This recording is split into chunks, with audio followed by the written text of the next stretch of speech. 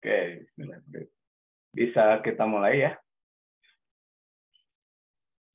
Ini sebentar ya, kalian 2000, oh iya ini yang baru pada ya pulang dari itu ya. Apa namanya? Rindam itu ya? Iya, Mbak. Dari Belajar, Pak.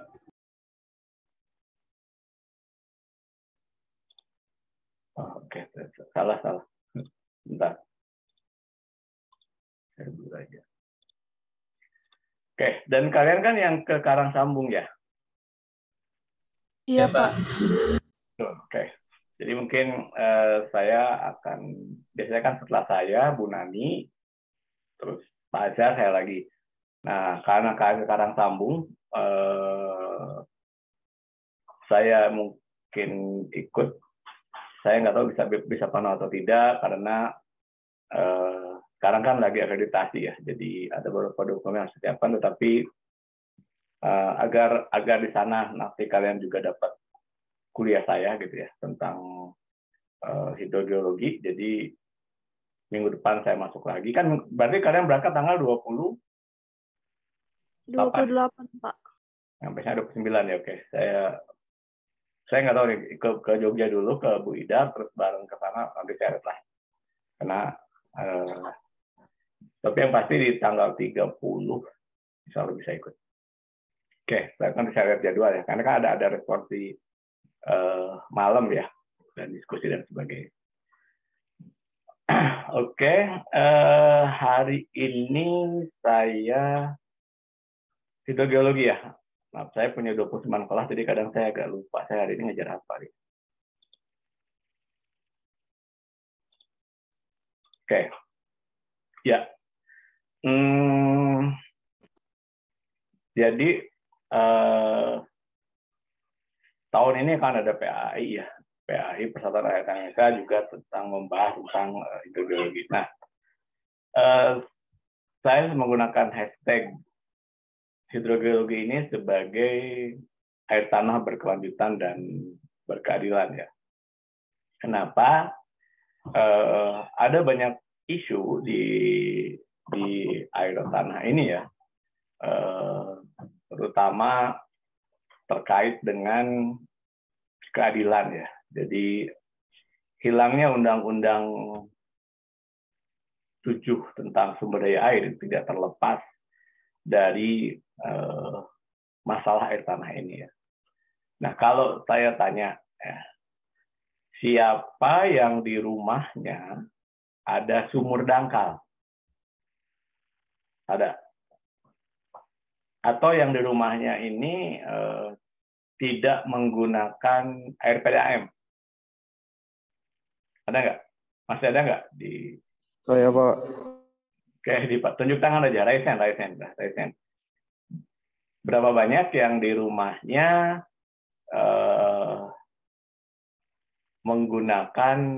tidak menggunakan PDAM?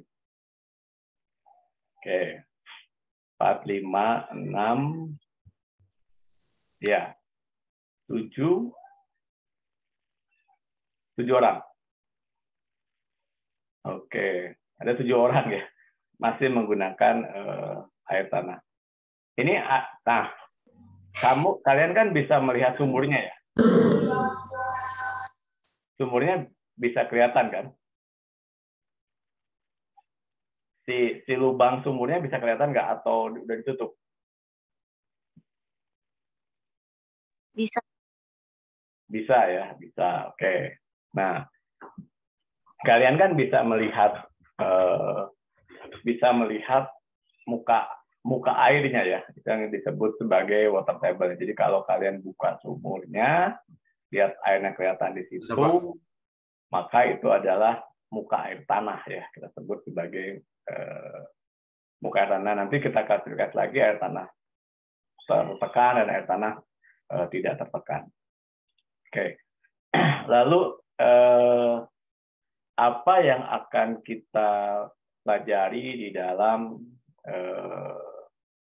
kuliah kita ini ya, dalam kuliah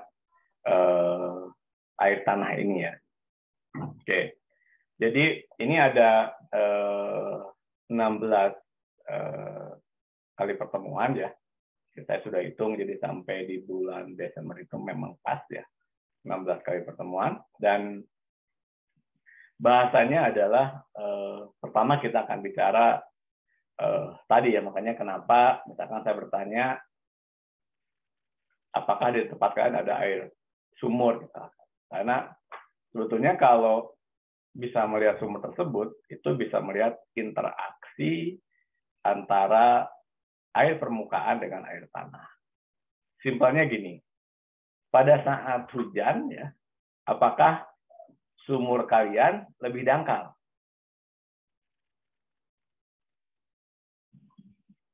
Mana yang punya sumur tadi?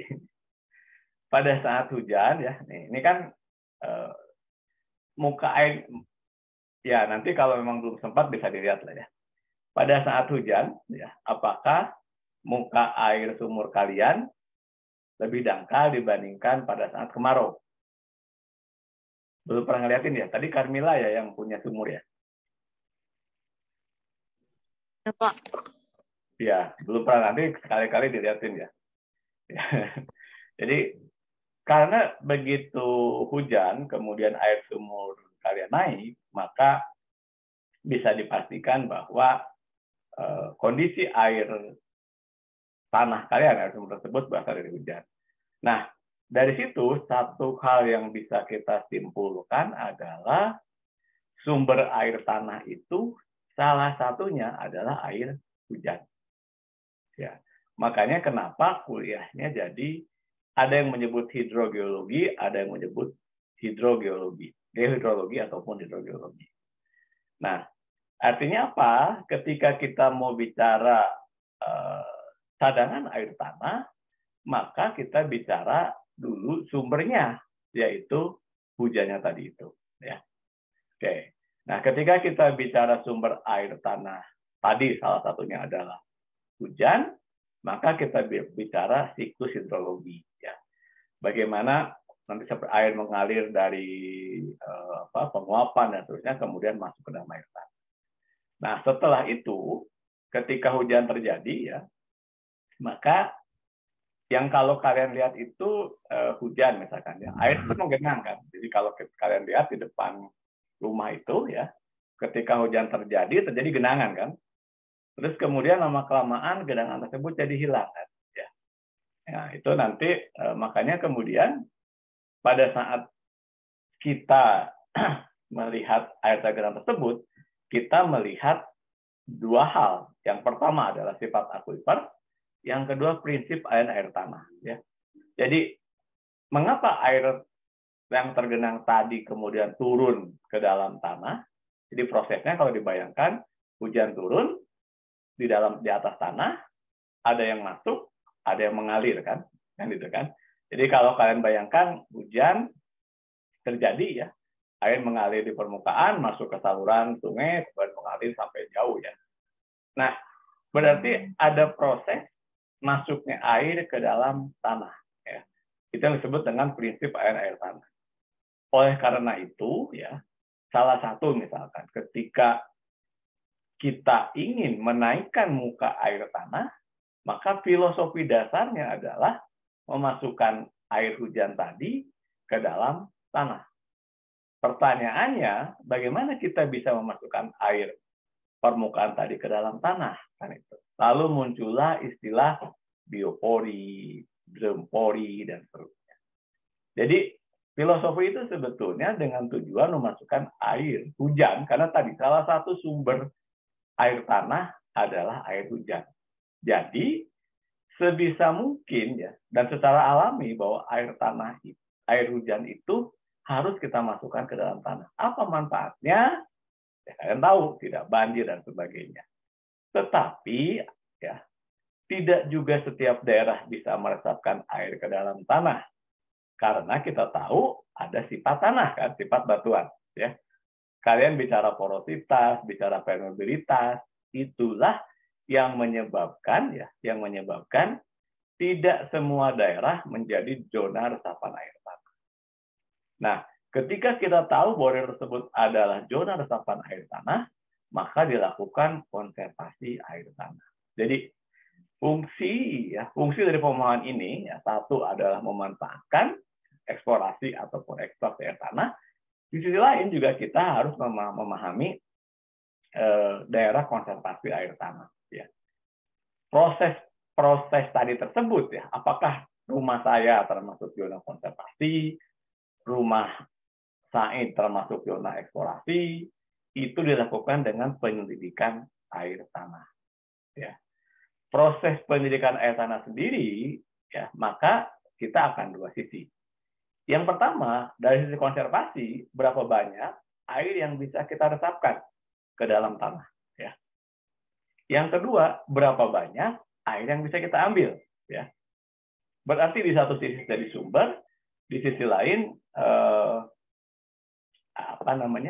di sisi lain menjadi pengambil air tanah, pengguna air tanah. Oke.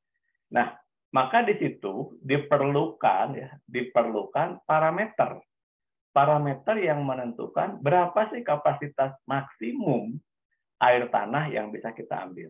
Karena apa?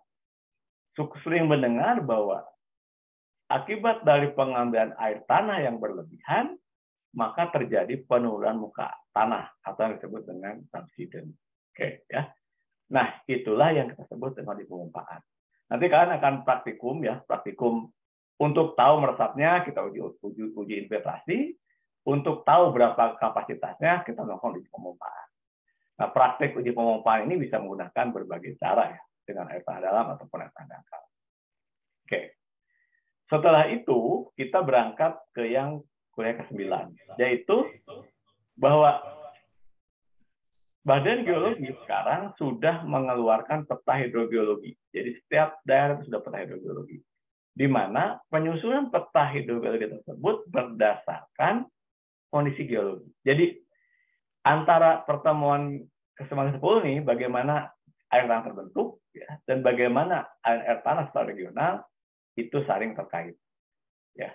Potensinya dibuat dalam bentuk peta hidrogeologi dalam skala 1/10.000. Jadi kalau kalian buka peta kalian buka PAG, pusat air tanah dan geologi, kemudian di situ akan dilihat mana zona konservasi dan seterusnya. Kira-kira begitu. Ya.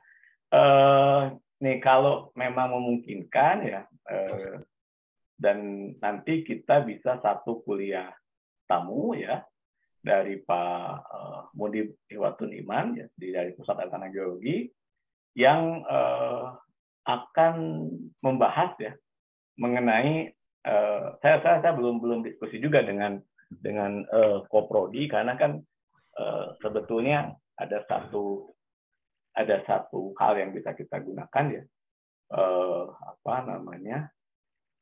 untuk kuliah tamu Ini Pak Mudi Iwatun Iman ini dengan saya lagi melakukan kajian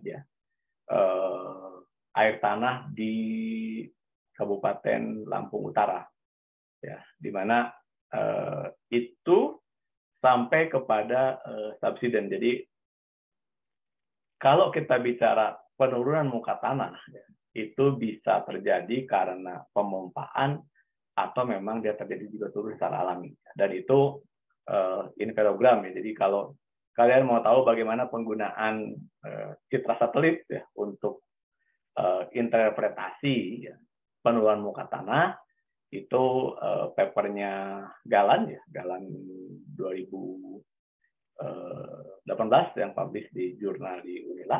Itu membahas tentang itu dia untuk masalah Kota Jambi Jadi lahirnya skripsi Galan itu dari kuliah tamunya Pak Mudi Iwatun Iman. Jadi jelaskan membuat inferogram, kemudian di Dinsa dan seterusnya. Nah sekarang saya dan Pak Mu sedang membahas itu. Di situ juga nanti kita akan bicara geokimia air tanah, bagaimana kualitas air tanah di kabupaten metro tersebut.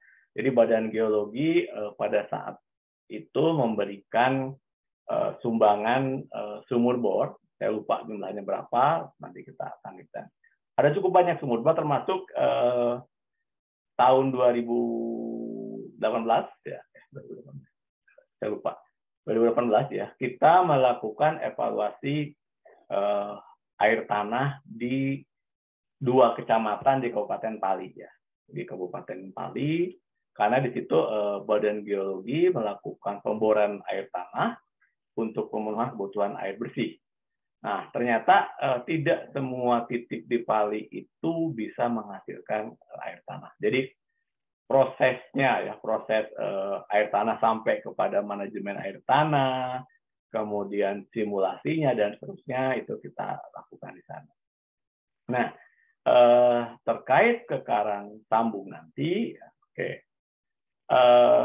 Selama nanti kalian di sana ya, ada beberapa yang memang bisa kita lakukan ya.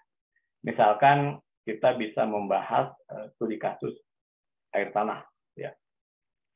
Sederhananya gini, pada saat kalian ke lapangan di sana nanti ada sungai, lihat sumur penduduk misalkan. Nah, dari sumur penduduk itu kelihatan apakah sumur penduduk tersebut air dangkal ya, kalau dan yang tidak dapat pengukuran directly.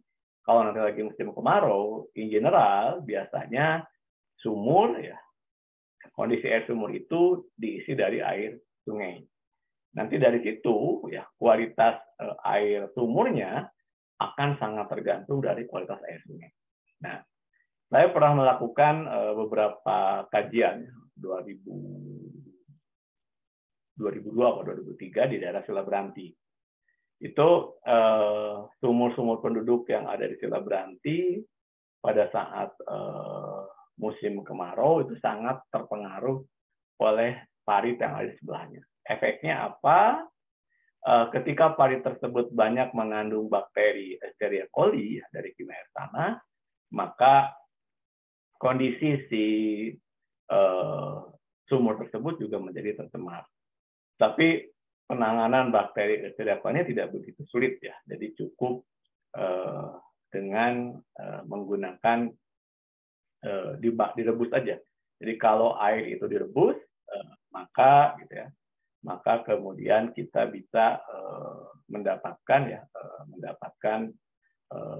kualitas air yang lebih bagus ya. Tapi kalau kandungan kimia ya seperti kandungan Fe itu mesti dilakukan dengan penyaringan. Jadi untuk mengurangi Fe yang tinggi dan sebagainya beberapa hal harus dilakukan. Oke, ini adalah kuliah yang akan kita lakukan ya selama materi yang akan kita bahas. Oke, lalu bagaimana kita membahas materi tersebut ya? Jadi ada beberapa hal ya yang bisa kita lihat ya, oke, yang bisa kita lihat dalam bentuk seperti ini ya. Tadi seperti sampaikan ya, pertama ada siklus hidrologi ya, ya, air masuk ke dalam tanah ya, masuk ke dalam tanah sebagai groundwater, kemudian diambil itu sumur ya, diambil melalui proses pemompaan, kemudian akan berpengaruh ke dalam hidrogeologi secara regional, kemudian bagaimana kualitas air yang ada di situ. Ya. Jadi ini adalah infografis ya, yang menjelaskan apa yang akan kita pelajari ya. Jadi minggu depan kita akan bahas mengenai siklus hidrologi. Nah, untuk itu kita akan mencoba mengolah data hidrologi yang ada di karang sambung nanti, data curah hujannya dan sebagainya, ya, data curah hujan yang ada di karang sambung tadi. Nah, pada saat nanti kalian ke karang sambung, kalian akan melihat air tanah tadi. Jadi minggu depan itu 2 poin, selain tadi hidrogeologinya, kemudian yang kedua kita membuka peta hidrogeologi ya yang ada di sana. Nah, oke. Agar tidak saya ngomong terus ya, silakan Anda buka ya,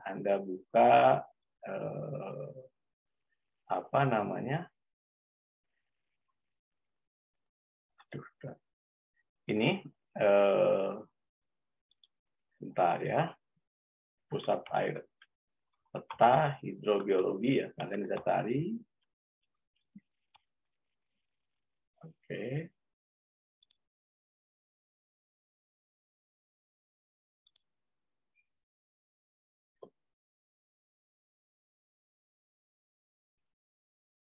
Peta hidrogeologi ini kalau kalian cari aja ya, apa namanya? Misalnya ya, peta peta geologis Indonesia, file-nya sudah ada ya. Jadi ini bisa kalian buka.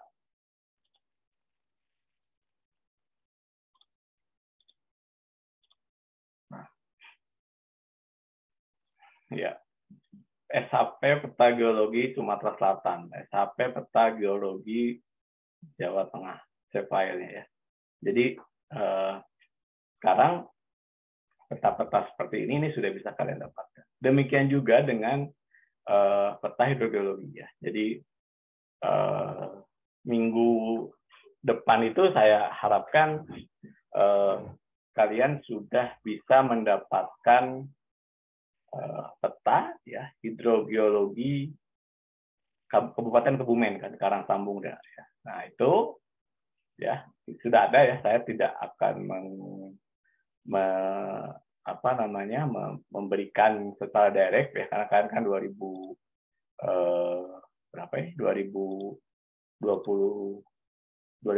ya yang tentu saja knowledge kalian di dalam mencari peta-peta tersebut hal yang sangat sudah terbiasa ya.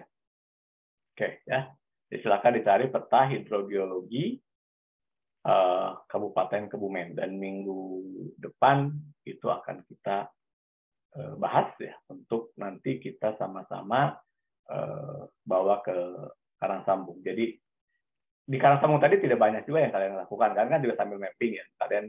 Tapi bagaimana menerjemahkan dari kondisi geologi menjadi kondisi hidrogeologi, dari kondisi geologi menjadi kondisi hidrogeologi. Dan acuannya adalah peta hidrogeologi yang sudah ada tadi ya, silahkan dicari. Oke ya, itu tugasnya dan nanti kalau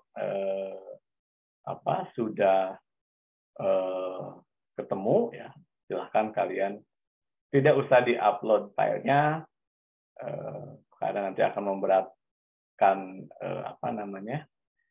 e-learning kita, tapi cukup link kalian. Jadi kalian simpan di Google Drive kalian, bisa simpan kalian di Dropbox kalian, terserah, tapi atau di iCloud kalian. Karena kan kalau kalian menggunakan Office yang resmi, kalian akan dapat 1 gigabyte ya, OneDrive ya, itu juga bisa digunakan. Tapi linknya nanti yang di-share ke dalam tugas ini. Oke ya, sampai itu jelas nggak? Jelas ya? Jelas? Ya. Jadi nanti akan saya berikan tugasnya ya untuk dibahas kita nanti di minggu depan. Oke. Nah, dari gambaran tadi maka pertama kita akan bicara dulu siklus hidrologi ya, perbedaan air tanah. Oke, lanjut aja. Baik, kita baca detailnya lagi. Nah, hidrologi sendiri itu banyak di ilmunya sendiri ya, ilmu hidrologi sendiri, hidrologinya, belum hidrogeologi. Jadi hidrologinya sendiri itu dipelajari oleh pertama sumbernya tadi. Kalau kita bicara sumber air hujan, maka itu orang-orang meteorologi, makanya kita punya badan meteorologi, klimatologi, dan geofisika. Besarannya hujan dan sebagainya itu diamati oleh stasiun pengamat ya. Kalian tahu kalau di Palembang itu kan ada di Kenten, ada di Sultan Mahmud Badarudin dan beberapa tempat lainnya ya. Nah, poin-poin tersebut ya, poin-poin lokasi tersebut ya, itu mengumpulkan informasi hidrologi. Apa saja sih informasi hidrologi yang dikumpulkan? Ya, yang pertama itu tentu saja kalau tadi saya bicara curah hujan, kemudian kedua temperatur, ya. Kemudian nanti kecepatan angin, kemudian intensitas sinar matahari. Jadi salah satu penggunaan manfaat dari lamanya sinar matahari itu, sekarang kalau kita bicara energi baru terbarukan yang disebut solar PV atau solar panel, itu akan sangat tergantung dari intensitas matahari. Dan di Badan Geologi sendiri, di Kementerian SDM sendiri itu ada dirjen sendiri atau Dirjen Energi Baru dan Terbarukan yang mencoba mengembangkan potensi-potensi energi baru saat ini ya. Oke, kira-kira itu ya. Jadi yang dilihat dari hidrologi itu terutama tadi ya bagaimana sumber airnya, besaran hujan dan sebagainya. Dari besaran tersebut, nah sekarang yang menjadi tantangan adalah kenapa kemudian muncul istilah perubahan iklim. Jadi dalam bahasa hidrologi, ya, saya waktu pertama kali mendiskusikan mengenai perubahan iklim ini dengan Prof. Arwin Sabar, dosen saya waktu saya S2, beliau menyebutkan bahwa sebetulnya ini bukan perubahan iklim, tapi variabilitas iklimnya. Karena apa? Dalam pendekatan hidrologi, ya, dalam pendekatan perhitungan sumber daya air, ya, hujan itu yang terjadi itu ada perubahan pola hujan. Tetapi volume curah hujan secara keseluruhan itu akan tetap. Jadi simpelnya bahwa mungkin di tahun ini, ya, di dalam rentang 2020 misalkan, curah hujan di Sumatera itu lebih kecil dibandingkan dengan tahun sebelumnya. Jadi kalau Anda mendengarkan ramalan cuaca, misalkan curah hujan di bawah normal, curah hujan di atas normal. Nah, normal ini berapa? Nah, itu yang akan kita olah nanti. Jadi di dalam hidrologi ini kita bicara mengenai curah hujan maksimum, curah hujan minimum, dan curah hujan optimum. Jadi bukan curah hujan rata-rata, tetapi curah hujan optimum ya. Nanti begitu hujan turun jadi debit, kita akan bicara menjadi debit optimum. Oke. Nah, lalu apa sih yang hidrologis? Ya, ini kita bicara hidrologis dulu, belum bicara hidrogeologis. Apa sih hidrogeologis yang lakukan? Yang pertama penggunaan air. Ya.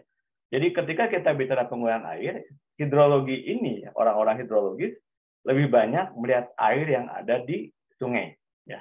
Makanya kemudian di setiap sungai itu selalu ada alat ukur muka sungai, ya, alat ukur muka air sungai. Itu ada ukurannya, ya. Itu ada ukurannya. Jadi penentuan debit optimum ya, itu diambil dari kondisi alat ukur, ya, alat ukur yang ada di sungai tadi tersebut. Di musi ada nggak? Di musi cukup banyak, ya. Di musi cukup banyak, termasuk juga nanti sedimentasi. Jadi kalau kita ingin mempelajari sedimentasi Sungai Musi, yang kita gunakan adalah data sedimen yang dikumpulkan oleh alat ukur. Alat ukur debit sungai itu ada. Oke. Kemudian yang kedua itu adalah water control untuk flood and drought mitigation. Jadi pada saat misalnya kita membangun bendungan, ya, bendungan itu bisa difungsikan pertama untuk mencegah banjir, yang kedua untuk menangani kekeringan. Itu fungsi bendungan. Ya. Yang kita pelajari dari aspek orang-orang hidrogeologi adalah apakah ketika terjadi bendungan, terjadi rebesan atau sipage dan sebagainya dari badan bendung, karena batasan water shed untuk air tanah itu berbeda dengan permukaan. Kalau kita melihat permukaan, kita bisa melihat ya batas antar bukit. Jadi kalau puncak bukit itu adalah batas hidrologi, ya, batas hidrologi ya dari satu wilayah sungai ke wilayah sungai lainnya. Tetapi batasan hidrogeologi itu adalah kondisi bawah permukaan, ya, kondisi geologi di situ. Bisa jadi terjadi pengalihan air permukaan yang berbeda arah dibandingkan dengan air tanah berbeda dengan air permukaan. Nah, kemudian yang berikutnya adalah pollution control. Jadi yang simpelnya nih, biar mudah aja, biar kita ingat, kondisi air Sungai Musi kalau kalian lihat kan kadang berwarna coklat kental, kadang dia agak agak kemerahan, kadang dia ya itu sangat tergantung dari beban pencemarnya. Jadi simpelnya kalau untuk contoh air tanah ya, kalau yang rumahnya dekat TPA yang ke arah bandara itu, kok saya lupa. Nah, TPA tersebut ya itu bisa menjadi beban pencemar bagi air tanah. Itu kita juga pernah melakukan kajiannya bersama teman waktu itu masih di sipil sama Pak Wahidata. Jadi ini adalah yang orang-orang hidrologis lakukan ya. Jadi dari sini kita bisa melihat bahwa orang-orang hidrologis atau ahli hidrologi lebih banyak bicara air di sungai. Jelas ya. Lebih banyak bicara air di sungai. Nah, sementara kita di hidrogeologis lebih banyak bicara air di bawah tanah. Oke. Nah, ini adalah yang saya sampaikan tadi ya. Ini adalah siklus hidrologi yang terjadi ya. Jadi dari sini ya, saya kira setiap orang yang Muslim menyebutkan bahwa hujan itu adalah anugerah. Hujan itu adalah anugerah. Kenapa kita sebut anugerah? Kita bayangkan air yang mengalir di laut ya. Dari sini kita bisa lihat. Kemudian atas seizin Allah. Ini kalau bicara dari sisi keagamaan, atas keizin Allah maka dia akan naik kembali, kemudian turun di gunung dan kita terima. Ya. Jadi dari sini kita menyadari bahwa secara alami air itu memang harus dimasukkan ke dalam tanah ya agar tidak terjadi banjir. Kemudian di suatu ketika nanti pada saat musim kemarau, maka air yang masuk ke dalam tanah tersebut itu menjadi sumber air di saat musim kemarau. Nah, disinilah kemudian secara saintifik muncul konsep hulu dan hilir. Bagaimana fungsi di hulu ya? Nanti kalau bicara di kuliah geologi pengembangan wilayah misalnya, zona konservasi tadi saya sudah menyebutkan ya. Zona konservasi itu harus kita pertahankan. Jadi lalu bertanya, di mana sih zona konservasi air tanah Palembang? Palembang seperti apa sih air tanahnya misalkan? Tidak ini seperti apa sih air tanah itu? Yang tadi yang saya sampaikan, kita perlu melakukan kajian hidrogeologinya. Mana zona konservasi dan sebagainya. Dari mana caranya kita melakukan penyelidikan air tanah ya? Nanti kita bisa coba lihat misalnya ya sekarang kalau kita diskusi secara sederhana, kalau kalian sudah ada nanti peta untuk ke Karangsambu, ya misalkan peta topografinya udah semua gitu ya? Iya Pak. Peta dasarnya udah kan? Iya Pak, peta geologinya udah dapet Pak. Ya, kalau peta dasarnya dulu. Kalau peta dasar itu yang ada sungai dan sebagainya udah kan? Kalau yang itu belum Pak. Oh belum? Iya Pak. Oke. Karena ketika kita bicara, kita ingin membuat batas wilayah sungai misalnya kan, ya itu sebetulnya di mata kuliah geoinformasi ataupun morfologi kan sudah dipelajari ya, tapi mungkin praktikumnya belum ya. Jadi penentuan batas wilayah sungai itu kan ditentukan dari arah kemiringan lereng. Ya. Jadi kalau miring ke sini dan oke. Kita bicara siklus hidrologi ya. Jadi ketika kita bicara siklus hidrologi ya, tadi air masuk, ini detailnya ya. Nah, di kuliah kita akan melakukan pengukuran ya, sekali katakan pengukuran dan perhitungan. Pengukuran dan perhitungan ya. Misalnya kita mau melakukan perhitungan infiltrasi. Pertanyaannya, bagaimana cara kita menghitung infiltrasi? gitu kan? Oke, infiltrasi adalah masuknya air ke dalam tanah. Kebaca ya. Berapa besar sih air yang masuk ke dalam tanah? Oke. Nah, kita pelajari. Jadi, bagaimana cara menghitungnya, apa persamaannya, dan kita pelajari. Oke ya. Air masuk ke dalam tanah, kemudian dia akan mengalir sebagai subsurface flow atau aliran bawah permukaan. Nah, bagaimana dia mengalir? Kemudian ada groundwater flow, besaran air tanah. Berapa besar sih air tanah yang bisa kita ambil di bagian hilir misalkan? Itu akan kita pelajari dalam kuliah ini. Oke ya. Jadi siklus hidrologi seperti ini, air menguap ya. Nah, kemudian yang kita hitung, yang kita lakukan hitungan sekarang adalah berapa banyak hujan yang jatuh di dalam catchment area kita. Berapa banyak hujan yang jatuh di dalam daerah tangkapan. Makanya kenapa disebut catchment area, catchment tangkapan, daerah tangkapan hujan. Nah, batasnya adalah batas permukaan. Batas permukaan. Oke.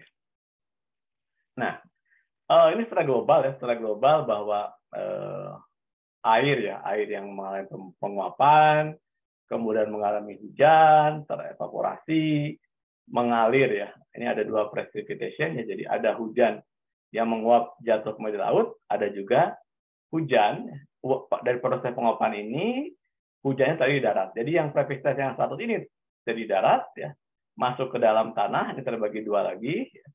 Masuk ke dalam tanah, ada yang langsung menguap, ada yang mengalir sebagai aliran permukaan, ada yang mengalir sebagai air bawah permukaan. Dalam poin ini ya, dalam poin ini juga menjadi hal yang penting ketika nanti kita mempelajari geoteknik.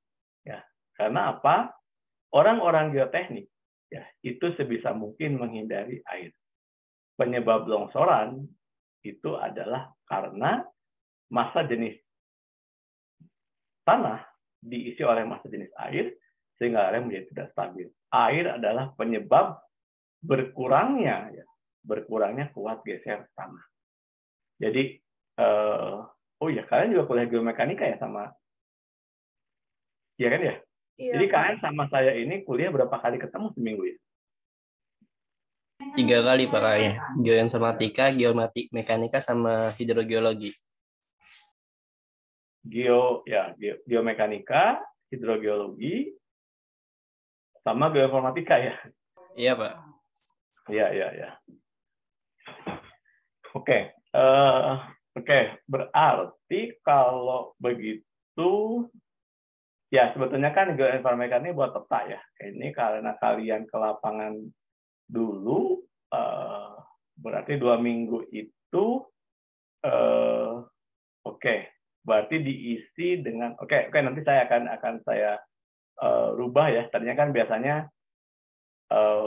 saya pengantar, terus lanjut Pak Rendana, sekarang ada Pak Rendana, ada tambahan Pak Ugi, baru saya. Tapi karena kalian ke lapangan dulu ya, berarti kalian bareng saya di sana ya.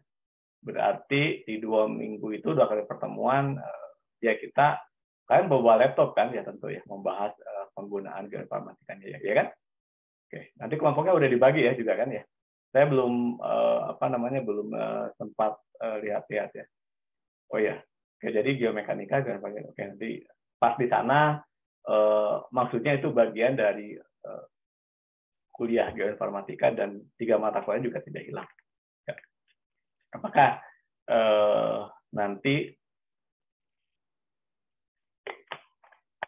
misalnya begini, kalian kan praktikum geomekanika ya, yang menggunakan sampel tanah kan, ya.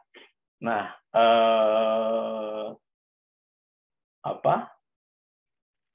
sampel tanah itu bisa ambil di tempat kalian nanti. Ya. Nanti kebetulan ya kita sekarang lab geologi teknik dan lingkungan sudah punya alat direksir. Nah, alat direksir ini kalau dulu kakak kelas kalian mau skripsi tentang geoteknik, itu terakhir kemarin Fadil Zaki, dia ambil sampel tanahnya, kemudian diuji di lab orang tuanya. Betul, orang tuanya dosen di Jambi, Nah, sekarang kita bisa. Jadi untuk yang mau tugas saya geoteknik, misalkan, bisa diambil sampel tanahnya sebanyak apapun sampel, asal kalian cukup energi untuk mengujinya sendiri ya.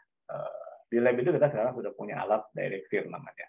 Jadi by time ya kita melengkapi peralatan lab kita, dan goals-nya adalah sebagai informasi ya. Jadi saya sekarang kan lagi menyusun akreditasi. Tahun 2019 itu banyaknya di acquire, deadline lah ya, karena memang sudah ada. 2019 itu ada yang di acquire, dan di luar dari acquire ada yang mulai ikut seminar lain di luar acquire. Termasuk ada juga yang ke IAGI ya, Tania misalkan bimbingan saya. Saya ingat aja ya, saya bukan nyombongin, cuman yang saya ingat aja karena bimbingan saya karena saya ikut kuliah jadi saya ingat. Kemudian tahun 2021 sudah mulai ke jurnal terakreditasi ya. Akreditasi ada yang masuk ke jurnal pertambangan dan sebagainya. Nah, di tahun 2022 sekarang ini ada yang masuk sampai ke jurnalnya ITB, Buletin Geologi ITB. Itu Padel Muhammad bimbingan Padatul Kamil yang membahas mengenai hidrologi. Jadi hidrogeologi bagaimana dia menginterpretasi dari data citra satelit, dari data kelurusan, dari data anomali bogi dan sebagainya, semua total data satelit, kemudian menginterpretasi potensi air tanah yang ada di daerah pemetaannya. That means seharapan saya kalian bisa selesai 4 tahun, karena sebetulnya kalau kalian mau ekspor data global juga sudah cukup banyak. Itu poinnya. Jadi zaman saya kalau mau nyari referensi saja, itu saya 91 ya. Itu saya mau baca buku geologi, kebetulan kampus saya kan dekat badan geologi, itu kalau habis kuliah jam 8 sampai jam 10 gitu ya, dan nunggu kuliah berikutnya jam 2 siang, itu kami jalan kaki ke, nggak jauh sih, cuma 1 kilo lah, ke Museum Geologi, itu ada perpustakaan geologi, kemudian kita membuka buku-buku. Waktu itu fotokopi itu mahal ya, bagi kita masih mahal. Ya, dengan ya masih mahal lah kira-kira begitu. Nah, sekarang dengan kondisi kalian ini, sumber rujukan lebih banyak gitu ya, tinggal kemampuan kalian mengkompilasi data. Jadi kalau ditanya kenapa sih Pak sekarang kurikulum kita kok lebih cepat lagi, ya karena sebetulnya sumber bacanya jauh lebih banyak dibandingkan dengan zamannya saya ya. Semua buku cukup banyak, apalagi ya, seperti saya sampaikan bahwa tadi saya menunjukkan nah ini yang bawah nih, hidrogeologi jurnal. Kalau yang di Indralaya, kalian bisa masuk ke perpustakaan, itu ada hidrogeologi jurnal. Kita sudah langganan. Terlebih tepatnya saya yang langganan. Saya member IAH, International Hidrogeologi. Setahunnya saya bayar sekitar 150 pound sterling ya, untuk dapat langganan buku itu. Makanya saya kadang-kadang selalu mengharapkan, ya kalian mau baca buku itu. Gitu. Sayang kan sudah langganan, sudah kita beli, dan ini sangat tidak akreditasi. Kenapa tidak kalian manfaatkan? Kalau kamu baca jurnal tersebut secara lengkap, secara online, nanti saya bisa bantu downloadkan. Karena saya punya full akses ke jurnal hidrogeologi. Semua yang ada di situ, itu bisa kita akses. Ya. Itu. Jadi, tidak ada alasan bagi kalian kesulitan mencari referensi. Tidak ada lah. Itu sudah cukup banyak. Saya membantu menyediakannya. Oke, teruskan ya. Nah, ini nanti bisa kita akses ya, bisa kita update ya, beberapa juga saya teruskan saja.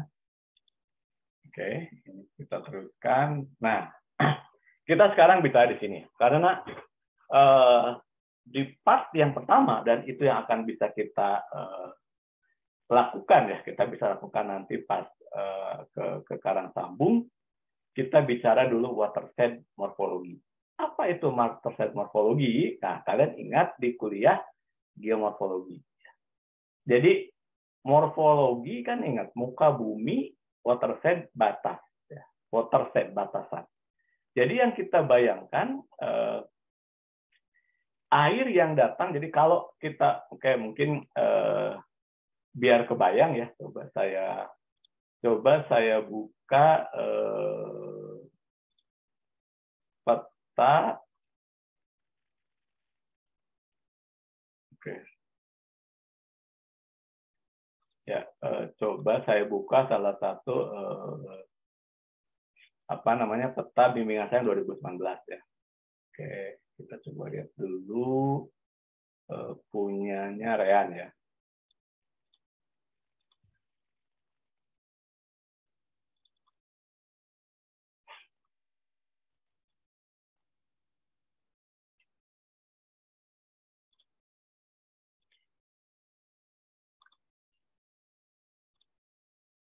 Oke, ini adalah peta topografinya ya. Oke, misalnya begini, kita bicara watershed morfologi, artinya batasan yang menjadi batas pada saat kita berdiri. Oke, kita ambil ya, kita berdiri di ini misalkan di dusun Jatisari. Oke, ini kita bicara air permukaan ya, kita belum bicara air tanah. Kita lihat sungainya kan. Oke, sungai sampai di situ. Nah, ketika kita bicara watershed morfologi, berarti yang kita bayangkan sumber air ya. Anda berdiri di sungai tersebut ya, di desa dusun 3 Jatisari. Anda duduk di sini, kemudian Anda bayangkan dari mana sumber airnya tersebut. Sumber air tersebut berdasarkan dari sungai berwarna merah ini sampai ke hulu yang ada di sini. Ini kali ini anak-anak kecilnya ya. Artinya apa? Yang kita bayangkan pada saat hujan di sini, ya, suatu ketika itu akan sampai tempat ini, hujannya di sini, ini hujan, dia akan mengalir melalui sungai sini, ya, terus sampai ke tempat kita. Artinya apa? Ketika kita ingin menghitung debit air ya, debit air yang ada di sini, itu debit air kan, debit air sungai, maka ya akan sangat tergantung dari luas catchment ini. Oke, jadi tahap pertama ini bentuknya nggak seperti itu ya, ini saya hanya buat tarik biar punya gambaran aja. Nah, salah satu perhitungan debit sungai yang saya sana adalah Q sama dengan C suatu koefisien kali I dikalikan dengan A. A ini apa? A ini luasan daerah tangkapan kita. Luasan daerah tangkapan kita, I-nya ini adalah intensitas hujan. I-nya ini adalah intensitas. Ya.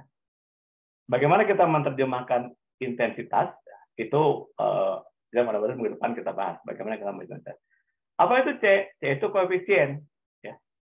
Koefisien runoff. Tadi saya menjelaskan bahwa ketika air hujan terjadi, maka dua kemungkinan. Satu, air mengalir di permukaan sebagai surface runoff. Yang kedua, air masuk ke dalam tanah. Jadi, nilai koefisien ini merupakan perbandingan, namanya koefisien ya. Ini kalau ini tanah, antara air yang masuk, ini yang kita sebut dengan infiltrasi, dengan yang kita sebut sebagai runoff. Bentar. Ya. Oke.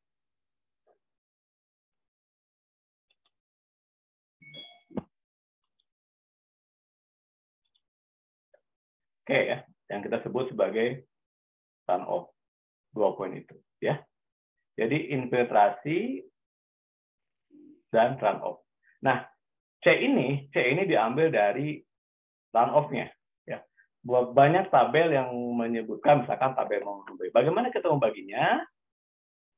Kalau dia ada terbuka, nilainya sekian. Kalau dia hutan, nilainya sekian, dan seterusnya. By teori, semakin lahan tersebut berupa hutan, maka nilai C-nya akan semakin besar. Ya. Oke.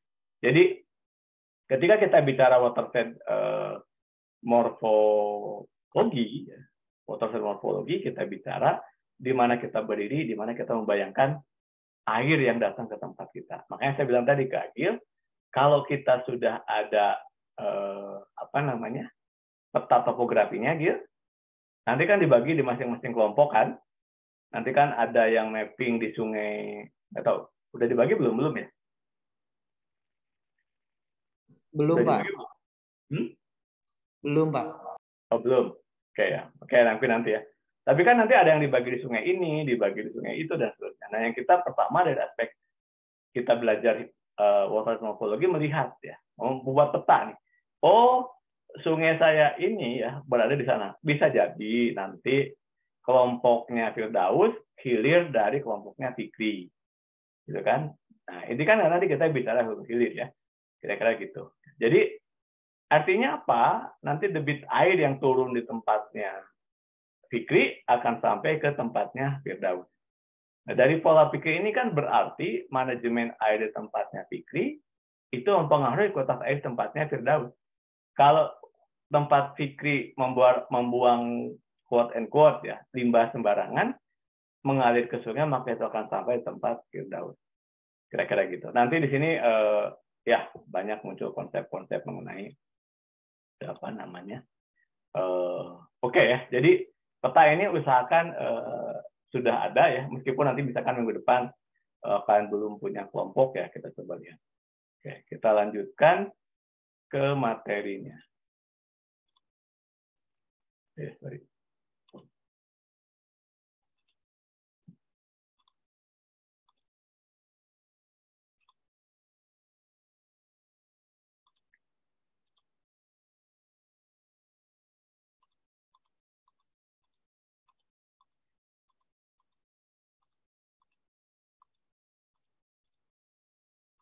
Oke ya. Jadi dari gambaran tadi ya,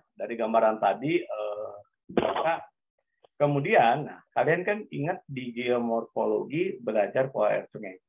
Ada pola aliran dendritik, pola aliran paralel, pola aliran trellis, pola aliran apa lagi? Multibasinal, apa lagi? Radial. Hah? Apa? Radial, Pak. Oke, radial gitu ya, radial. Nah, itu kan sudah kalian pelajari ya. Nah, yang kita pelajari sini ditambahkan ada airnya sekarang ya. Jadi kalau kalian bayangkan nih pola aliran paralel compare dengan pola aliran radial ya.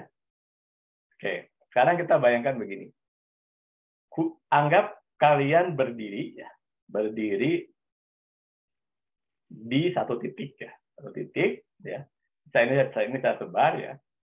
Oke, mungkin untuk ilustrasi ini enaknya sekarang Zoom sekarang ini ada whiteboard ya.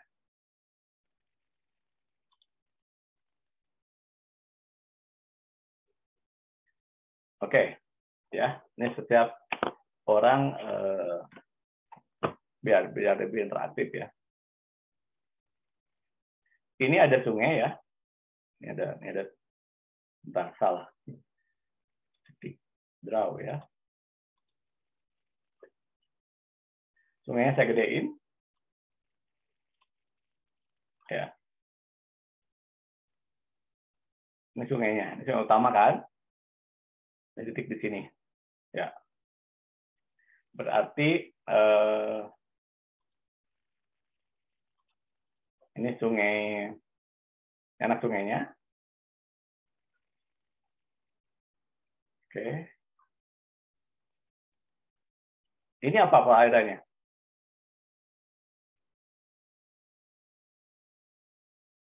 Kalau bentuknya seperti ini, kira-kira apa pola alirannya?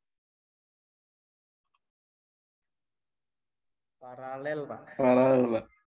Kenapa paralel?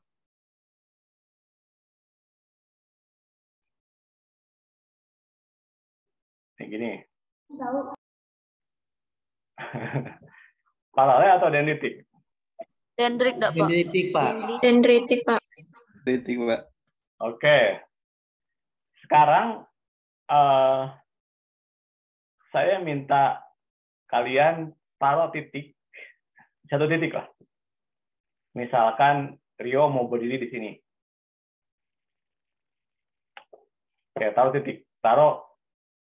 Kalian taruh titik. Jadi taruh nama, misalkan bisa nggak? Ini kalau yang pakai ini bisa sebetulnya. Bisa nulis nggak sih, Kle?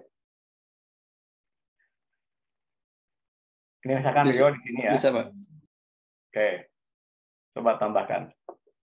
Nah, bayangkan kalian berdiri di situ. Gimana? Belum ada yang nulis. Camilla di mana, Rio di mana, Agil di mana, siapa pun boleh lah tulis di situ. Nah, oke. Ini titiknya. Ya. Ujungnya di situ. Poinnya adalah, Daus ya, oke. Daus di situ. Ada Daus di situ, ada siapa itu? Fikri di situ. Oke. Terus Rio di situ. Nah, kayak Ikdan, Izu. Sekarang finishnya di sini ya. Oke. Sekarang bayangkan kalian turun sebagai hujan. Kemudian saya bilang, begitu saya tiup fluid, ya, berapa lama kalian akan sampai ke titik ini? Oke kan? Artinya kan kalian akan berlari kan? Akan berlari ya. Dan kecepatan kalian berlari tergantung dari kemiringan kan? Ya kan? Kalau dia makin miring, maka dia akan semakin cepat kan? Ya kan? Dia akan semakin cepat untuk menuju ke tempat yang saya tentukan di ujung tadi ini. Oke, ya. Semakin cepat ya. Dan sampainya ini ya, sampainya Rio, ini kalau hujannya semua merata ya. Hujannya merata, kan hujan juga kalau simpelnya gini, hujan di ada yang rumahnya di kilometer 5 misalkan ya. Anda rumah di kilometer 5, apakah hujan di kilometer 5 juga hujan di Indralaya? Ya. Misalkan nanti ya, ini cara menguji bahwa hujan itu juga tidak merata. Pada saat Indralaya hujan, kalian tanya, siapa yang rumahnya hujan? Atau sekarang tempat kalian hujan tidak ya? Kira-kira gitu. Nah, hujan itu sendiri ya, batasan yang menyebabkan dia, ini satu ya, ini ada satu batasan sungai. Terus kemudian di sini juga ada sungai lain ya. Ya, misalnya di sini Anggun berdiri di sini. Ya. Maka posisi Anggun ya, itu berbeda dengan posisi Rio, Gilbert dan sebagainya. Ya. Tetapi kalau di sini rumahnya Dona, ya, banjir di rumah Dona itu juga akibat Anggun yang jadi kali ini dianggap sebagai hujan akibat kedatangan Anggun ke rumah Dona. Nah, kita bayangkan bahwa ketika Fikri, Daus, Ijan datang berbarengan ke rumah Dona, maka rumah Dona akan penuh. Banjirlah terjadi. Itu filosofi sederhananya. Oke. Jadi, nah itu akan kita hitung. Jadi, sebetulnya ketika kita bicara hidrologi, kita bicara berapa kecepatan air, ya, pertama, datang dari tempat awal turun hujan ke tempat kita, ke tempat Dona, ke tempat di hilir tadi itu. Itu semua kita lakukan perhitungan. Dan itu akan banyak sekali pendekatan. Ketika dia datang bersamaan, maka probabilitas kejadian banjirnya akan semakin besar. Solusinya apa kan? Makanya kemudian kita resapkan ke dalam tanah. Nah, di dalam rumus yang tadi yang Q sama dengan C kali I kali A itu bicara mengenai C-nya tadi ini kan koefisien runoff. I-nya ini hujannya ya. Kalau hujannya bayangkan hujan dibandingkan dengan berat badan, ya mungkin besaran siapa yang paling badannya paling besar di sini, ya volume hujan di tempat Randy sama Fikri kayaknya beratan Fikri misalkan. Ada itu kan volume hujan kan, volume hujan yang dibawa Fikri itu lebih besar dibandingkan dengan volume hujan yang dibawa oleh Randy. Jadi batasan kecil ini kan kalau dibatasi seperti ini ya. Oke. Nah ini kan ada I di sini, ada A juga kan. Di sini juga ada C-nya juga gitu. Jadi perhitungan ini dilakukan seperti itu. Jadi setiap subcatchment tadi itu kita lakukan perhitungan CIA. Nanti kemudian kita akumulasikan sebagai jumlah. Jadi ini kita punya Q1, ini kita punya Q2, Ini kita di dulu kita punya Q3, setelah ini Q4, Q5, dan seterusnya. Nah, kalau kalian ingat di pendekatan geomorfologi, itu ada pendekatan ode sungai. Ode sungai 1, ini kan kalau ini 1 ketemu 1, 1. Ini 1 ketemu 1 jadi 1. Jadi 2. Kan itu kan. Ini kan kali ini kan ini 2 ya. 1 ketemu 1, sorry, 2-nya di sini. 2 ketemu 1 jadi 2. Sebetulnya, ode sungai itu dapat menggambarkan volume ataupun debit sungai yang datang ke tempat itu. Nah, jadi ini satu bentuk ya. Sekarang kalau kita ganti bentuknya ya, kalau kita ini kan yang dendritik ya, yang dendritik. Sekarang kita ganti, ininya ya. Tadi yang dendritik ya. Sekarang kita ganti yang paralel. Paralel itu kan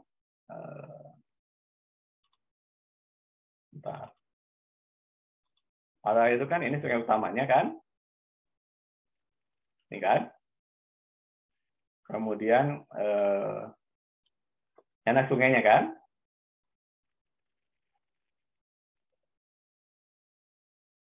Oke. Ya, ini kan? Ini sub-subnya lagi kan?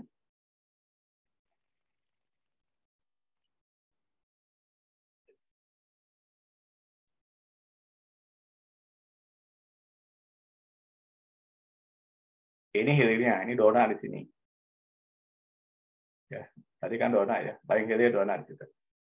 Ini ke sini.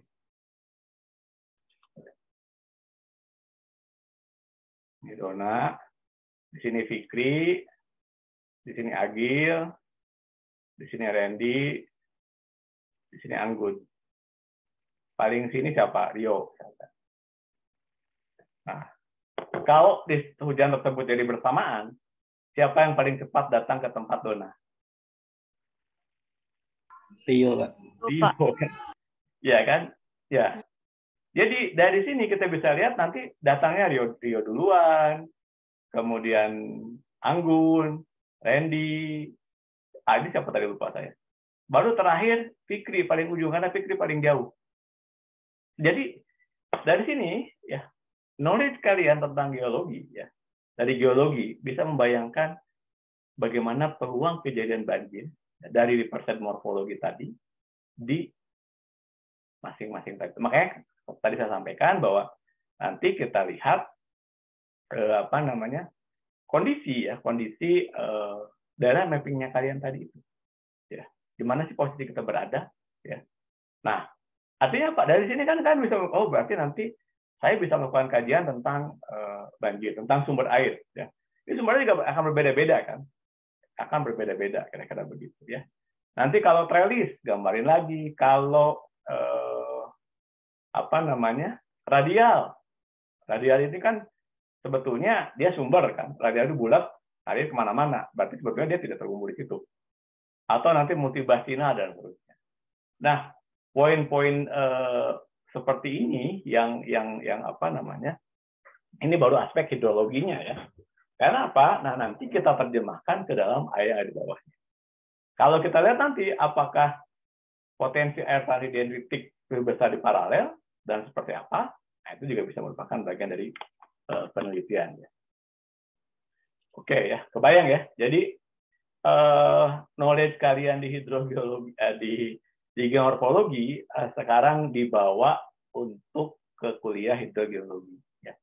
Kira-kira viewpoint-nya seperti apa?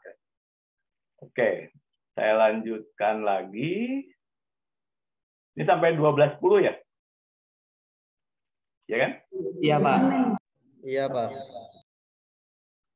Oke, ya. Jadi itu tadi mekanismenya ya, kita belum menghitungnya. Oke, nah berarti tadi saya memperlihatkan ukuran kan, ya, ukuran ya. Tadi kan ada yang kecil ya, ada yang besar ya. Tadi dari batas bulat-bulat tadi itu dari yang kecil-kecil tadi dikumpulkan menjadi final yang paling besar. Kemudian makanya kita harus menghitung luas. luas watershed ya, luas watershed tadi itu ya, luas watershed apakah dia bulat ataupun lonjong. Nah, dari gambaran tadi di sini disebutkan semua watershed tend to have more peak hydrograph, more intermittent water supply. Jadi semakin kecil watershednya, intermittent, kadang dia ada airnya, kadang dia tidak ada airnya. Semakin besar watershednya tadi, kan saya sampaikan, dari kecil-kecil tadi terkumpul menjadi besar, maka semakin besar watershed, ya, semakin besar sumber airnya. Oke, semakin besar cadangan airnya. Ya, sederhana, Sungai Musi dibandingkan dengan yang kalian bayangkan dengan Sungai Komering, ya, debitnya gede mana? Sungai Musi ini kan gabungan dari Sungai Ogan, kan? Gitu kan? Itu kira-kira ya.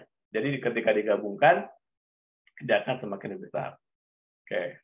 Nah, lalu apa yang menyebabkan tadi itu ya, menyebabkan kecepatan air tadi ya.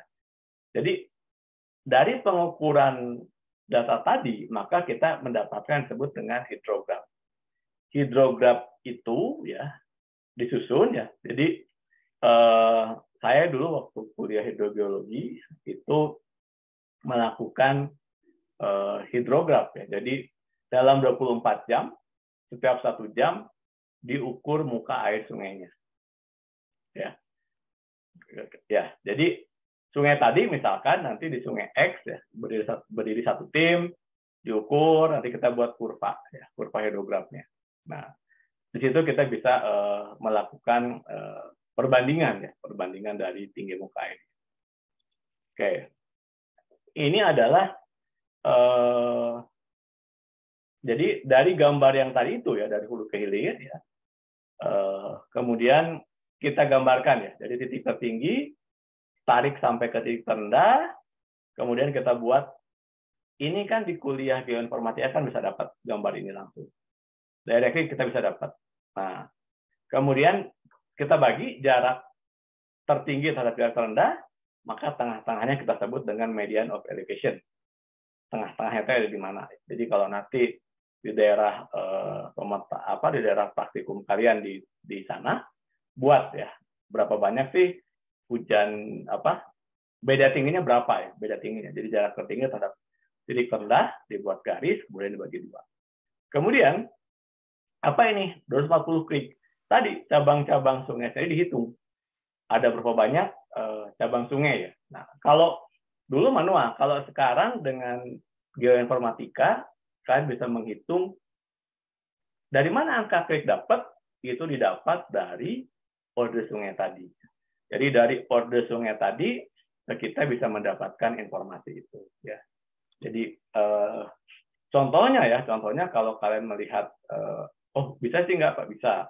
Itu sudah kita lakukan ya di sebentar.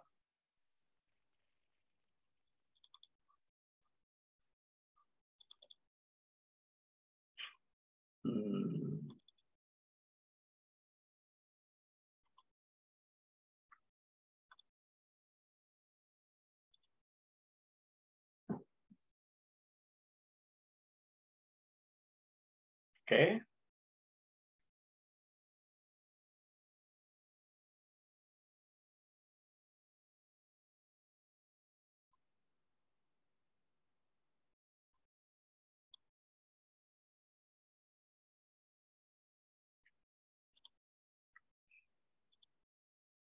Saya biasanya ngajar dari tugas akhir ya, yang sudah dilakukan oleh kakak kelas Anda. Jadi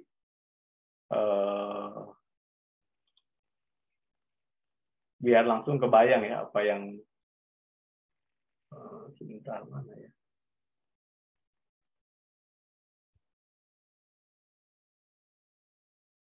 Kok nggak ada ya?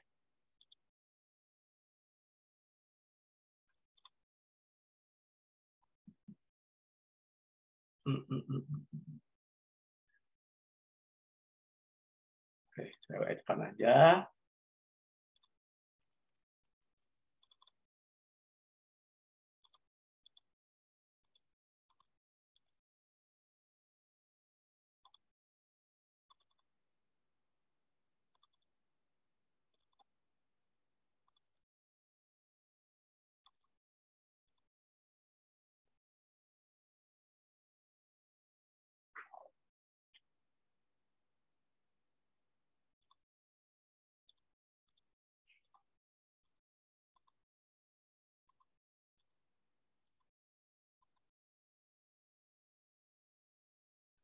Nah, jadi cara menghitung OD sungai tadi sekarang sudah tidak perlu manual lagi. Kita sebut dengan stream frekuensi gede. Stream frekuensinya. Nah, ini ya. Jadi OD sungainya sendiri ya, OD sungai 1, 2, 3, 4, 5. Ini bisa memberikan gambaran ya. Kalau tadi saya jelaskan debit sungai dihitung secara manual. Sekarang dengan knowledge geoinformatika kalian itu bisa terlihat dengan dengan langsung ya, dengan lebih cepat ya, berapa besar. Misalkan ini adalah density ya, ini sungai utamanya, ini length of overland flow dalam kilometer ya. Jadi berapa besar sih air mengalir di situ ya, berapa besar sih volumenya, itu bisa digambarkan seperti ini. Di studi ini kita ingin melihat hubungan terhadap perubahan pola ya, perubahan pola aliran sungai. Dan kita menemukan bahwa gitu ya, ternyata perubahan pola pemukiman itu dipengaruhi juga oleh perkembangan perekonomian pada saat di situ ya terjadi beberapa poin lah. Jadi dua poin itu bisa kita gabungkan ya. Jadi kita melihat morfometrinya dari sisi hidrogeologinya, kemudian dari sisi geoinformatikanya kalian menggunakan comment stream order ya. Kemudian kalian menggunakan length overland flow untuk memberikan gambaran peta ya, peta. Jadi ini geoinformatika ini kita praktikumnya nanti akan saya koordinasikan dengan menggunakan daerah kalian di Karangsambung. Saya akan koordinasikan dengan asisten geoinformatika ya, kira-kira gitu. Nah ini yang kalian buat ya, overland flow dan seterusnya, kira gitu. Jadi dari poin ini kita bisa sama-sama mendiskusikan dari dua mata kuliah, tambah nanti satu dari geomekanika. Geomekanika membahas rock properties-nya. Jadi di geoinformatikanya kita membahas sifat batuannya ya. Jadi mana yang lebih keras, mana yang lebih lunak dan sebagainya. Oke. Ya, jadi perhitungan overland flow itu sekarang bisa dilakukan dengan menggunakan software tadi ya. Oke. Jadi gambar-gambar ini ya, dari gambar-gambar ini itu tidak susah lagi untuk membuat petanya, karena kalian dengan komen ini menggabungkan dari mata kuliah geoinformatika ya. Sehingga dari sini ini misalnya ya, dari mana sini kita dapatnya ini kita bisa dapat dari yang kita sebut hypsometry. Ya, hypsometry itu bisa memberikan gambaran ini dari geoinformatika. Nah, indikator ini ya, bentuk basin flow, kemudian, nah tadi saya jelaskan ini kode sungai dari Stohler ya. Jadi ada komen-komen tertentu yang dilakukan ya, kemudian kita bisa mendapatkan poin-poin tersebut. Kemudian yang ketiga bifurcation ratio, yang keempat, nah ini tadi ya, tadi saya memberikan gambaran antara elongated ya, yang bentuknya panjang, ya yang paralel tadi yang saya sampaikan, siapa yang lebih dulu sampai ke rumah Dona, ternyata Rio kalau bentuknya paralel, tapi kalau bentuknya yang lain itu bisa berbeda. Oke, density, value plate, ada faktor. Nah, oke. Nanti kita bicara bagaimana sih faktor litologi, kemudian bagaimana curah hujan tadi, ya, kemudian koefisien down off ya, bagaimana kita melakukan ya perhitungan perbandingan antara sub wilayah sungai tadi. Ya. Jadi ya karena tadi Agil belum bisa share peta topografinya ya, sebetulnya tadinya kalau ada peta topografinya ya, kita bisa lebih enak lagi diskusinya ya untuk mencari data tersebut. Tapi karena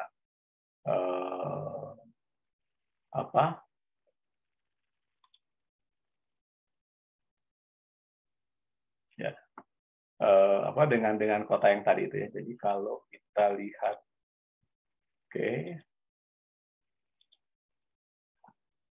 AG ya, peta hidrogeologi Indonesia, SDM. SDM. Sebentar ya, saya lihat dulu bioportalnya.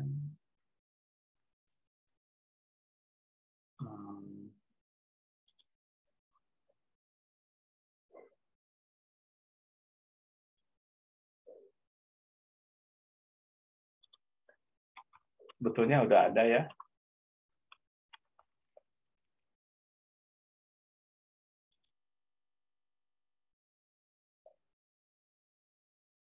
Geologi database. Geomapnya kok nggak bisa dibuka ya?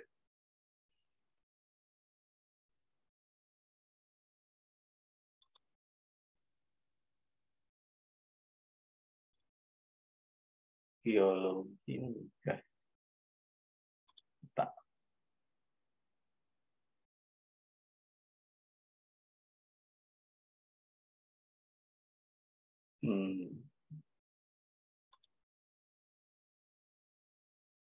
EBT migas. Tahun ini ternyata nggak bisa lagi dibuka. Tahun kemarin kita sudah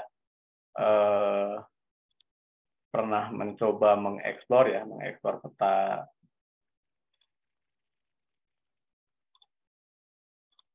Ini sekarang minyak dan gas, proyek strategis, yang ada kebencanaan. Kita coba gunung api, tsunami, gerakan tanah.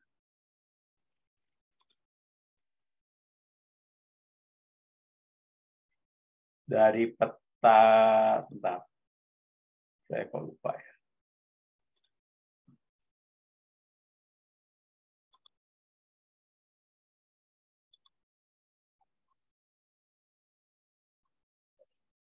Biomap ya.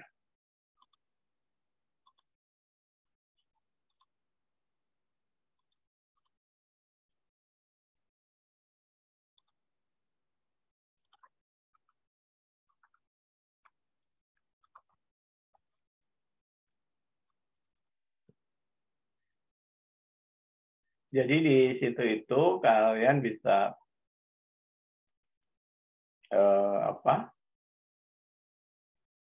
mengambil ya, mengumpulkan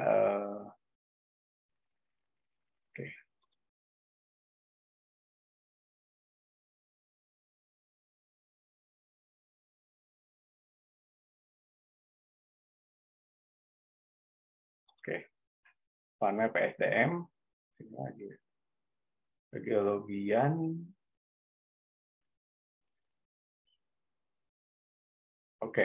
ya ada. Namanya ini peta cekungan air tanah. Nah, yang ini.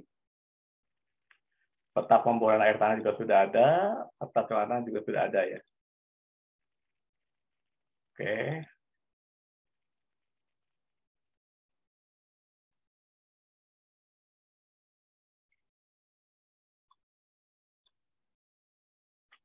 Nah, yang kita lihat kan ini.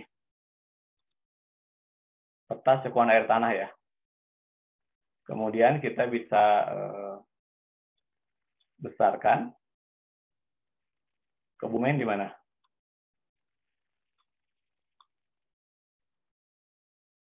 Ini ya. Ini tuh kita remove dulu, kita mau.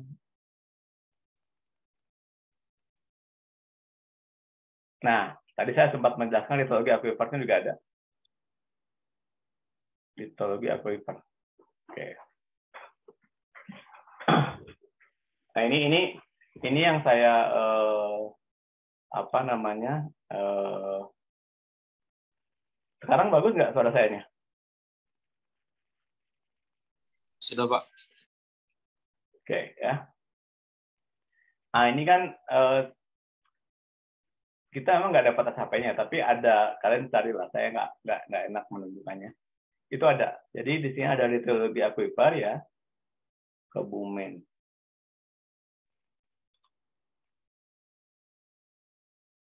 Ya.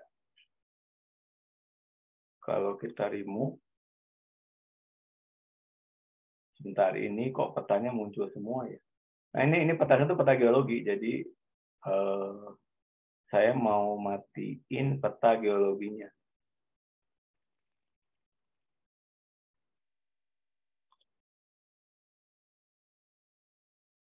Nggak mau ya.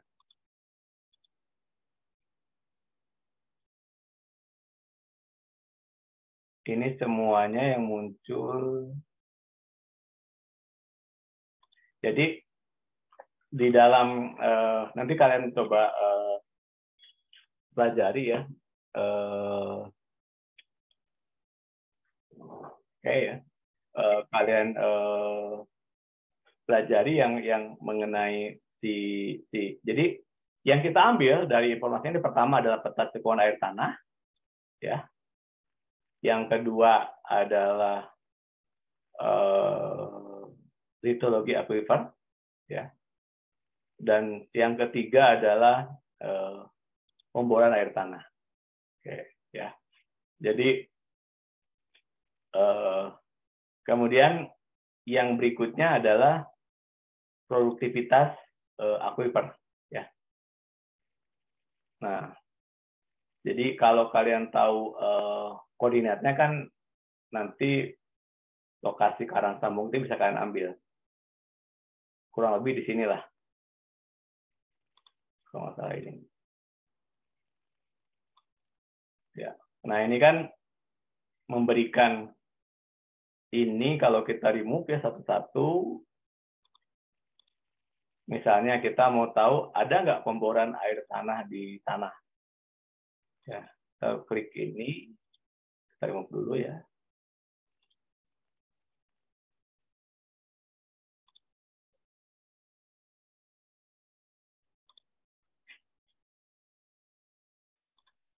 Oke. Nah, ternyata ya cukup banyak pemboran air tanah di sini ya. Ini titik ini adalah titik-titik bor ya. Dan ini Banyumas, Bluro, Kalibawang, keluar ya. Tambak, Bumi Ayu, Kebumen itu sebelah sini. Nah, oke. Ini ada ada informasi titik bornya ya, dan titik bornya ini ya, ini ada di database Pusat Air Tanah Geologi ya. Jadi sekarang ini ya, untuk saya sampaikan tadi, untuk informasi data tersebut yaitu bisa mengambil dari Pusat Air Tanah Geologi. Ini tuh ada formasinya nih, formasi halang, umolitologinya, Nah ini Giri Purno, terus ini Karanganyar, Kebumen, Karang Sambung itu daerah sini. Desa Kumbang ya. Jadi informasi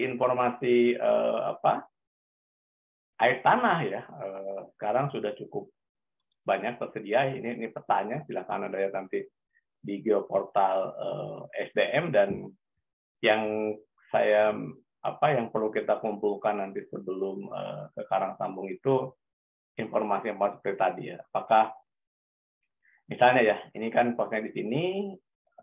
Nah, kalau kita masukkan ke litologi aquifernya ya.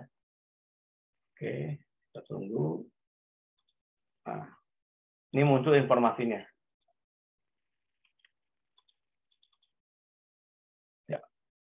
Ini indeksnya ada di oke.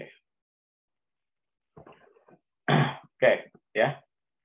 Kira-kira itu jadi nanti kita mencoba mengekspor ya. Nah ini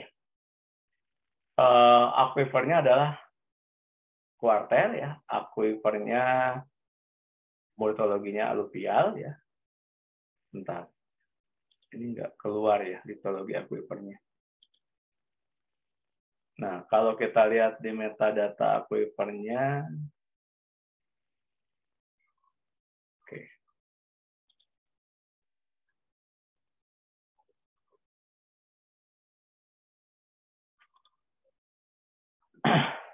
Oke ya, itu kira-kira yang akan kita pelajari ya nanti pada saat kuliah lapangan. Jadi yang pertama, kalau bisa itu saya sudah bisa dapat peta topografinya. Jadi minggu depan itu sudah bisa ya, Agil ya. Kan tinggal seminggu lagi ya kita berangkat ya. Kemudian kelompoknya juga udah dibuat belum kelompoknya? Udah, Pak. Sudah. Oke. Kalau gitu, biar gampang sebentar. Karena saya nanti kan agak kesulitan. Seperti biasa kita buat di spreadsheet, kemudian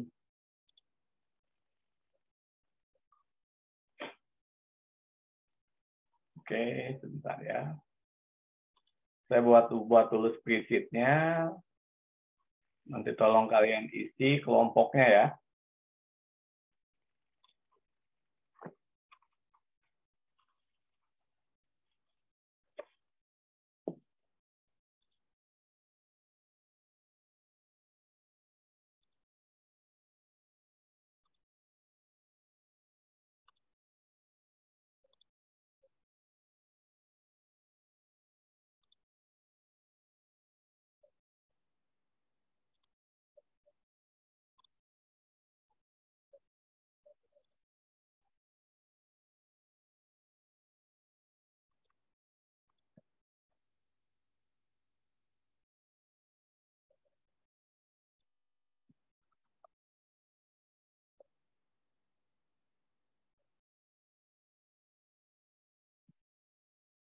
Silakan diakses ya.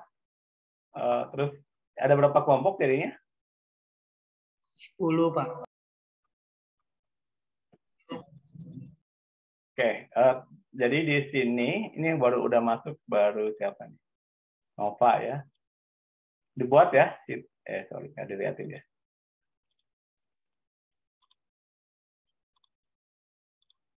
Ini kelompok 1, kelompok 2 tambah lagi kan?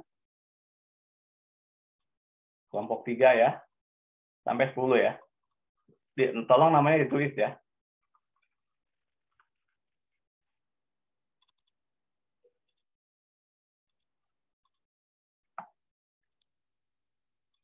Di kelompok 1 siapa aja, kelompok 2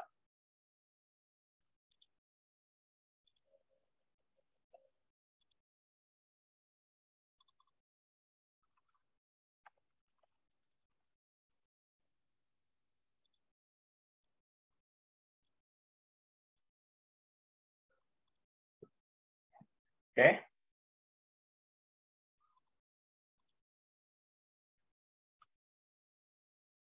Saya bantuin tulisan nama kelompoknya, nama kalian saya tulis itu. Jadi satu kelompok berapa orang ya?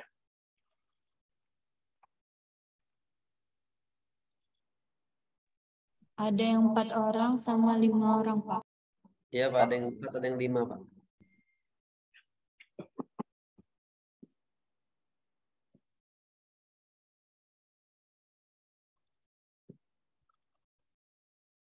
Ada 4, ada 5, oke.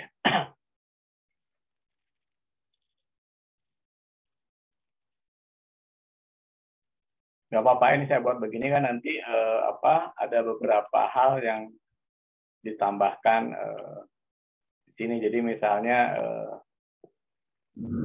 Nama kelompoknya di bawah ya, jadi nggak ditulis di sini. Di bawah nih ada nih, di sheet di bawah. 2, 3, 4, 5, 6, 7, 8, 9, 10. Jadi ini siapa nih? Randy pindah, Ren. Yang di situ. Pindah di sini.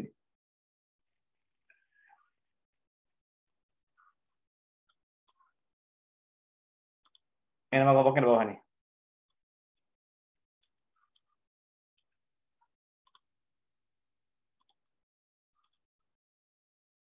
Di sini ditulis nama-namanya.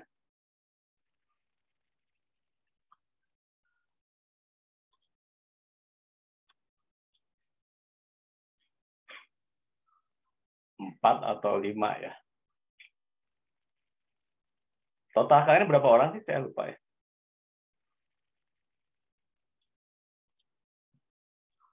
Kalau total yang ke Karsen itu 43, Pak.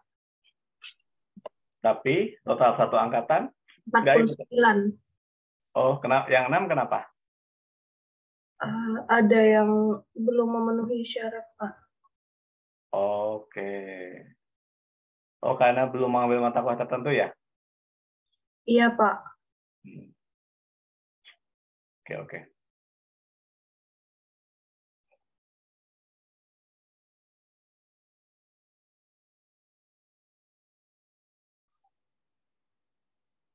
Oke, saya tunggu sampai beberapa.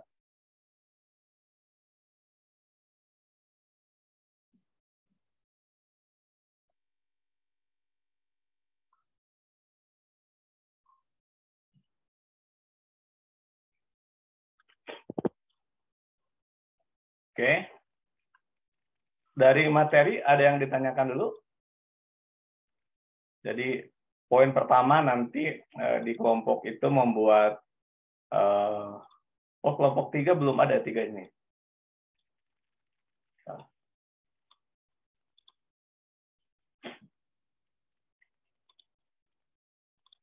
Dua belum muncul, 3 sudah, 4 sudah, 5, 6, 7, 8 belum, 9 udah, 10. Atau nggak hadir kuliah hari ini yang di kelompok itu?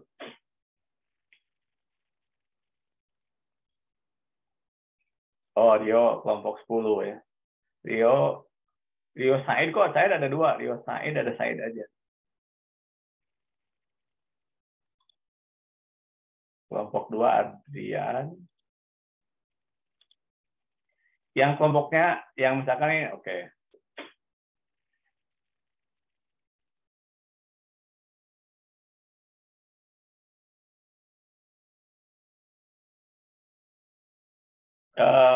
Untuk minggu depan nanti yang kita akan diskusikan, akan saya tuliskan di learning ya, jadi apa namanya, sebisa mungkin kita siap. Oh iya, jadi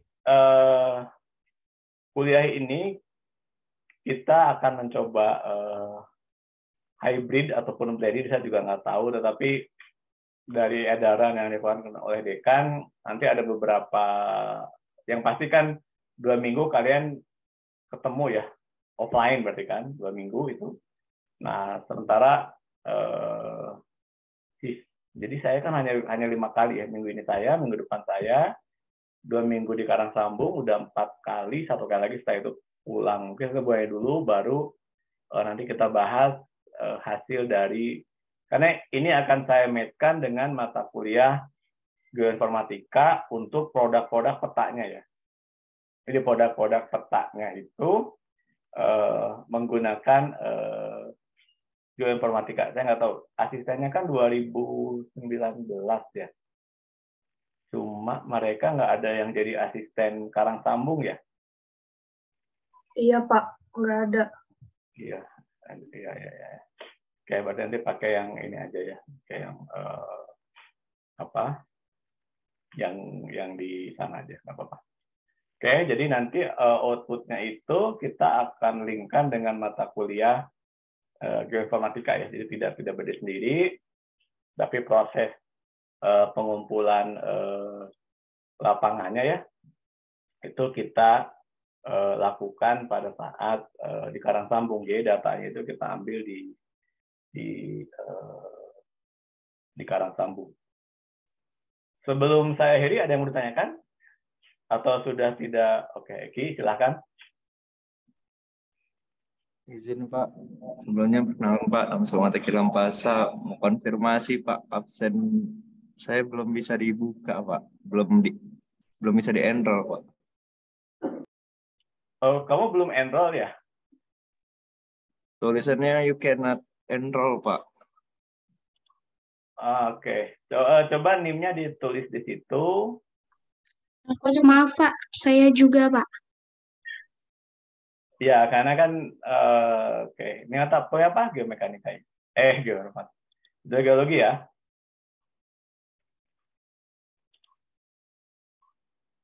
NIM-nya aja, Eki.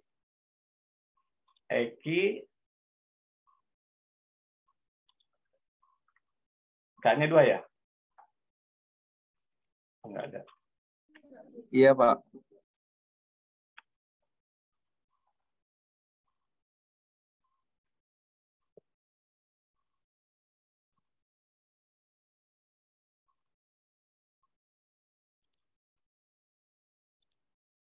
Oh, pakai Y ya? Iya Pak, pakai Y Pak.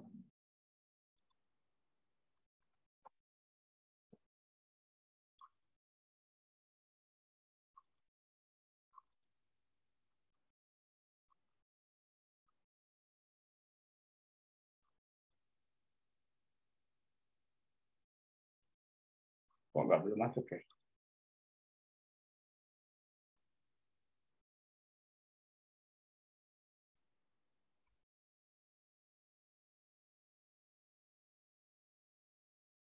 Satu lagi siapa?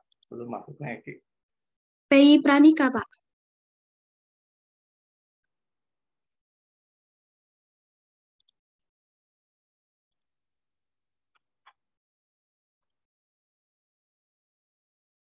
Ini ya? Iya, Pak.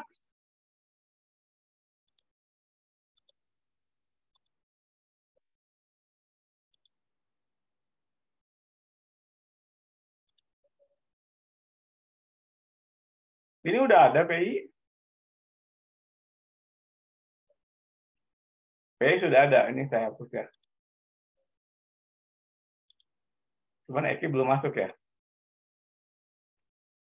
Enggak, Pak. Yang tadi salah, Pak. Yang benar yang barusan, Pak. Hah? Maksudnya salah gimana? Ini? Kenapa nggak bisa? Ya, kemarin itu saya kebuat 2 akun gitu, Pak. Oh, dulu. Jadi satu dibuang gitu ya?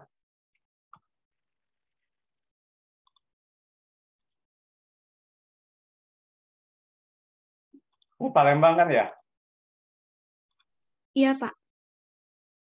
Berarti yang ini dibuang ya? Iya, Pak.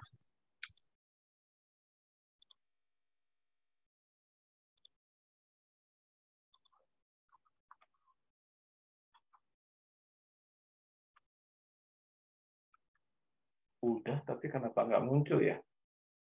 Ini Eki udah nggak ada. M Eki Pak.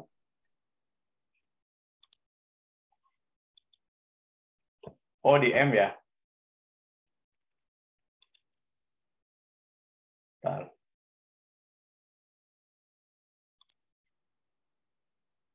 Nah, ini ya. Oke, kamu mana Ki? Palembang lah ya? Palembang Pak. Hah? Palembang Pak. Oke. Oke, udah ya? Coba cek.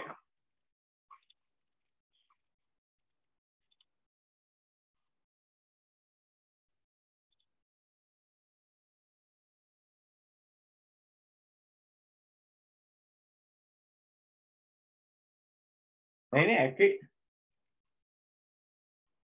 Belum absen. Nah, saya absenin. Terima kasih, Pak. Makasih, Pak. Sudah semua? Ada lagi yang belum terabsen? Sudah? Sudah, Pak. Oke. Ya, jadi minggu depan saya akan siapkan. Karena ini agak berubah ya ininya. Saya siapkan dulu materinya, hidrologi dan sebagainya. Kemudian, oh iya, stop dulu ya.